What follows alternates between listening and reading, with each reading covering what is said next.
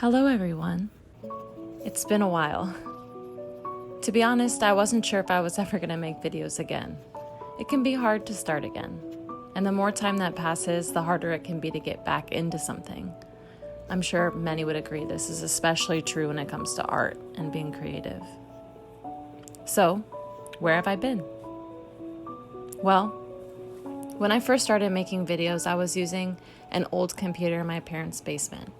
You see, my job had closed down that very fateful March of 2020. I work in restaurants, and restaurants weren't working. Suddenly, all my days were unscheduled. Actually, recently, I found my planner from 2020, and first couple months, my calendar days are full of scribbles, my work schedule, appointments, and plans. And after the second week of March, the calendar is just empty. It was so weird to look at that. It's such an eerie little memento from that time.